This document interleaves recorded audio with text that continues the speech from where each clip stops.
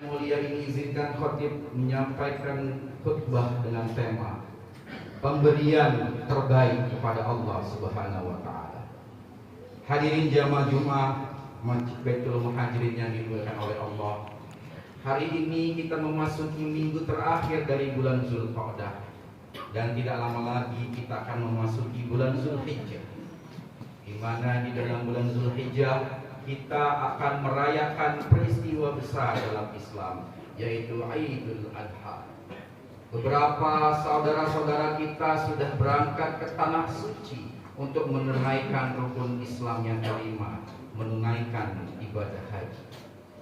Sebagaimana yang kita pahami bersama bahwa ibadah haji banyak diinspirasikan, banyak diilhami, banyak peristiwa sejarah yang sangat besar yang sampai hari ini kita rayakan. Di antara peristiwa itu adalah sejarah Nabi mulia kita, Nabi Ibrahim. Nabi Ibrahim termasuk dari ulul azmi, Nabi besar, Nabi yang mengalami peristiwa-peristiwa besar. Kita ketahui bagaimana Nabi Ibrahim ketika kecil dengan berani, dengan lantang berani melawan Raja Namrud dengan memenggal patung-patung besar. Kita memahami bagaimana peristiwa perjalanan rohani Nabi Ibrahim dalam mencari Tuhan, dalam mencari ketauhidan. Dan salah satu peristiwa yang besar yang lainnya adalah peristiwa Nabi Ibrahim mengorbankan putranya yang sangat ia sayangi, Nabi Ismail. Dalam beberapa riwayat dikatakan bahwa perintah Allah kepada Nabi Ibrahim untuk mengorbankan, untuk menyembelih putranya Nabi Ismail yang telah lama dinanti-nantikan adalah sebagai ujian sekaligus tantangan kepada Nabi Ibrahim, sampai sejauh mana dia bisa membuktikan cintanya kepada Allah melebihi cintanya kepada apa dan siapapun, termasuk kepada putranya tersayang Nabi Ismail. Maka ketika Nabi Ibrahim berhasil membuktikan bahwa tidak ada satupun, tidak ada seorang pun yang melebihi cintanya selain kepada Allah, maka pengorbanan itu diterima oleh Allah dalam bentuk digantinya seekor domba yang hari ini kita merayakannya sebagai Idul Adha, hari raya berkurban.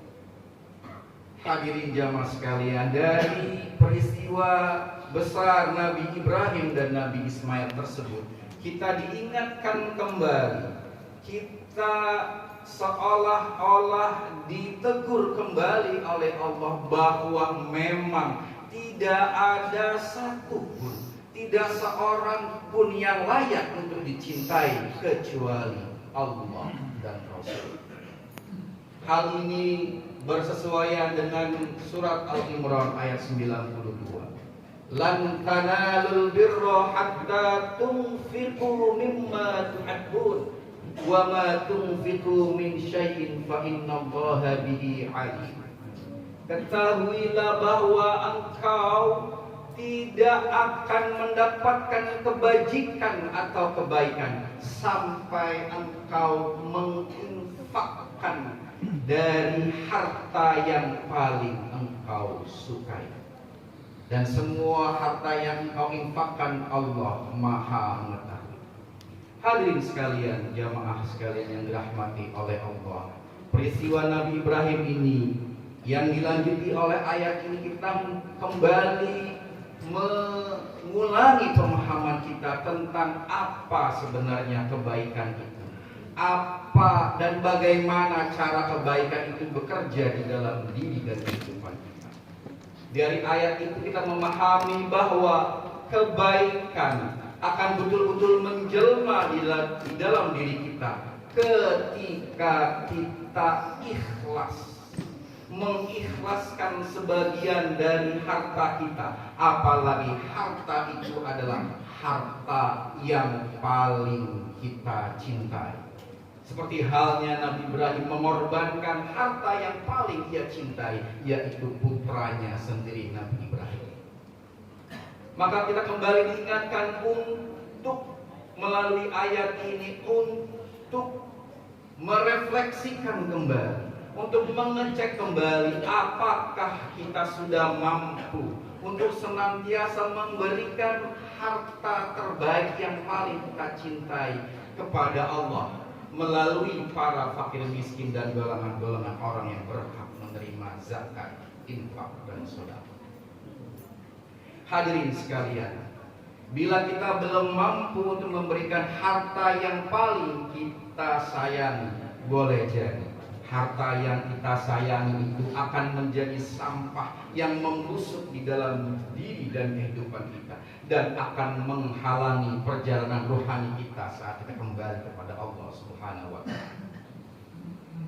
Dalam beberapa literatur, nenek moyang kita, leluhur kita sebenarnya telah memberikan ajaran yang sangat bijaksana kepada kita semua tentang bagaimana kita berlatih diri untuk menjadi seorang dermawan.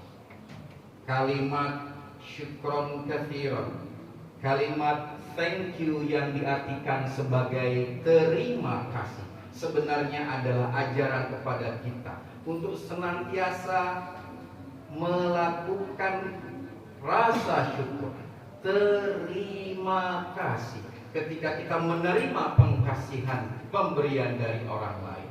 Bersama dengan itu pula sebenarnya ketika kita menerima sesuatu, saat itu pula kita harus melanjutkan penerimaan kita dengan pengkasihan sesuatu. Artinya setelah kita menerima, kita harus memberikan sesuatu kepada orang lain. Maka ibarat nafas yang kita tarik dan kita hirup, kita menerima nafas kita, kita menarik nafas kita, kita lepaskan lagi nafas kita. Maka itu adalah sirkulasi daripada penerimaan dan pemberian di dalam kehidupan kita.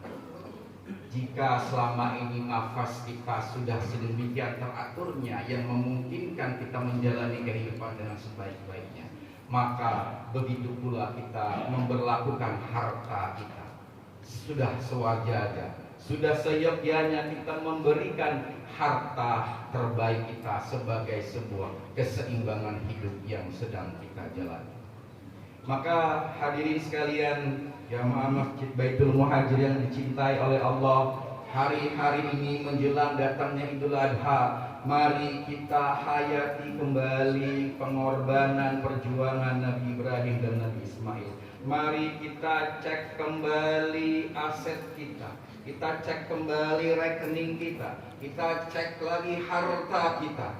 Mungkin masih banyak dari harta-harta itu yang perlu kita keluarkan. Mungkin perlu kita ambil kembali barang-barang kesayangan kita untuk kita infakkan, sedekahkan, zakatkan kepada orang-orang yang berhak. Dengan itu insya Allah kehidupan kita akan menjadi penuh berkahan. Sebagaimana hukum fikih, zakat juga mengatakan bahwa zakat berarti adalah pembersihan, pensucian. Ketika kita mengeluarkan zakat, infak, dan sedekah, ketika itu pula sebenarnya kita sedang membersihkan harta kita, membersihkan harta kita dari hak-hak orang lain yang ada di dalamnya. Bila harta kita sudah bersih, maka di dalam kebersihan itu pula harta kita akan menjadi berkah. Di dalam keberkahan itu pula harta kita akan terus bertumbuh semakin membesar, memberikan kemanfaatan kepada sesama saudara kita sebagai seorang Muslim. Maka hadirin sekalian, mari kita menyemangati kembali kehidupan kita, kita menyemangati kembali relasi sosial di antara kita dengan memberikan barang yang terbaik di antara kita. Jika kesadaran ini telah tumbuh dan berkembang baik di dalam pribadi-pribadi kita, semakin banyak pribadi-pribadi yang rela ikhlas mengeluarkan hartanya, maka akan semakin banyak pula kasih sayang yang terjadi di antara kita. Maka dengan itu, dari pribadi-pribadi menjadi kumpulan-kumpulan, dari kumpulan-kumpulan menjadi komunitas, dari komunitas menjadi sebuah bangsa, maka tidak mustahil negara kita akan diselamatkan menjadi baldatun thayyibatun wa rabbun ghafur, negeri yang gemah ripah Allah jinawi, negeri yang diampuni oleh Allah, negeri yang disayangi oleh Allah, karena hamba-hambanya, warganya, rakyatnya, penduduknya menunaikan syariat Islam dengan benar. Barakallahu li wa lakum fil Qur'anil azim wa nafa'ani